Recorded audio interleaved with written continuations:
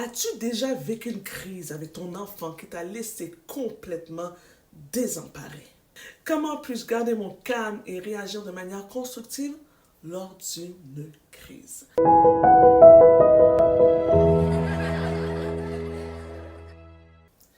Les crises enfantines peuvent être épuisantes, mais il existe des stratégies pour les gérer sans céder.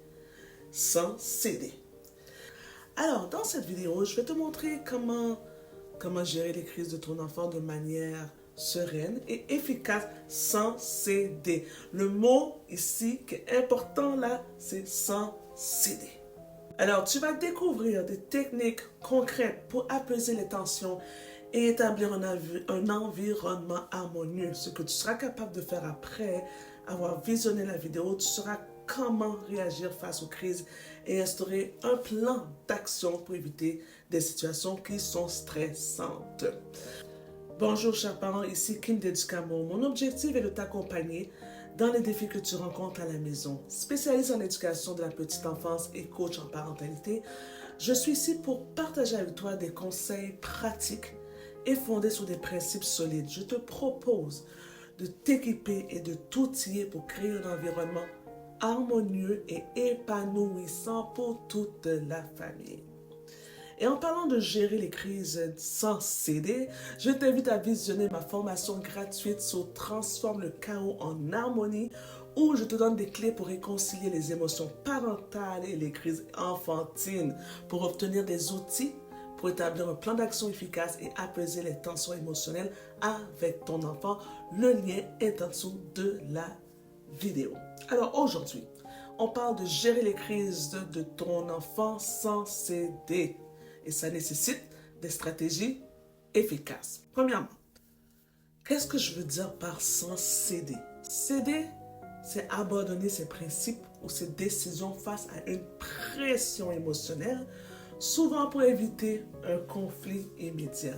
C'est comme céder pour acheter la paix. Je te donne quelques situations. Lorsqu'un enfant fait une scène dans un magasin, le classique, et que le parent cède en achetant un jouet, aïe aïe aïe, c'est céder. En réponse à des pleurs incessantes, un parent peut céder à une demande de télévision ou de sucrerie. Alors pour éviter un conflit, certains parents peuvent abandonner leurs règles sur le temps d'écran. La question est la suivante. Pourquoi cède-t-on? Pourquoi? Premièrement, épuisement émotionnel. Après une longue journée, le stress peut pousser à céder. Ensuite, la peur de blesser. Le désir de ne pas voir son enfant triste ou en colère nous pousse à céder. Troisièmement, ça serait quoi? Un manque de stratégie. Tout simplement, sans outils, il est facile de céder pour éviter la confrontation. Alors, voici ce que je t'invite à considérer. Premièrement, considère ceci. Comprendre les émotions de ton enfant. Reconnaître que les crises sont souvent le résultat de frustration émotionnelle. Par exemple, un enfant de 4 ans peut devenir furieux parce qu'il ne peut pas jouer avec un jouet qu'il voit dans un magasin. Alors, cette réaction découle de l'incapacité à exprimer ses émotions de manière appropriée. Deuxième technique que je te donnerais, ça serait de rester calme.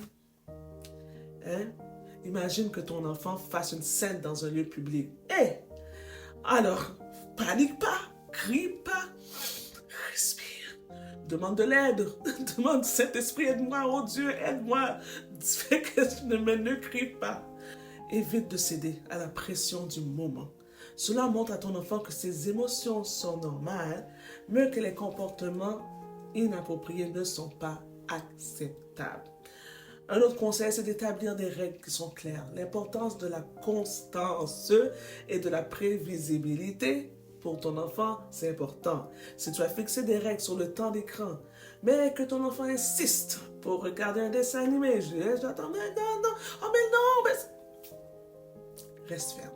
L'essentiel de rester ferme. Explique-lui calmement que les règles sont là pour son bien-être. En étant cohérent, tu lui donnes des repères qu'il peut comprendre. Ensuite, un autre conseil, c'est de communiquer avec empathie. Comment parler à ton enfant pour qu'il se sente entendu et compris? Lorsqu'une crise à l'heure du coucher, au lieu de céder, de prolonger le temps de jeu, essaie de valider les sentiments de ton enfant. Je sais que tu veux encore jouer, mais il est temps de dormir pour que tu sois en forme demain et c'est comme ça, tout simplement. Cette approche montre à ton enfant que tu comprends ses désirs, tu entends, tout en maintenant tes limites. Yes!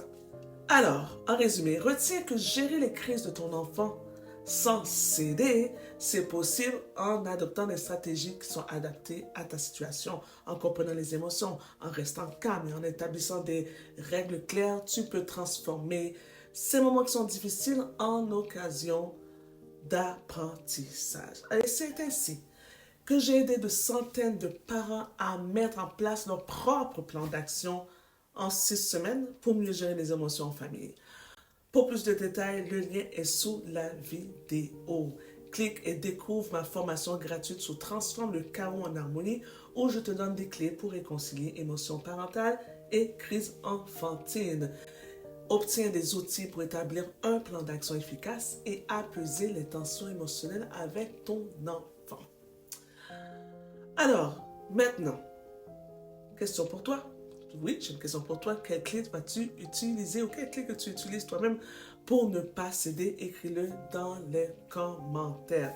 Sinon, je t'invite à liker, à partager la vidéo, surtout à mettre un commentaire et à aller cliquer sur le lien en dessous de la vidéo pour la formation.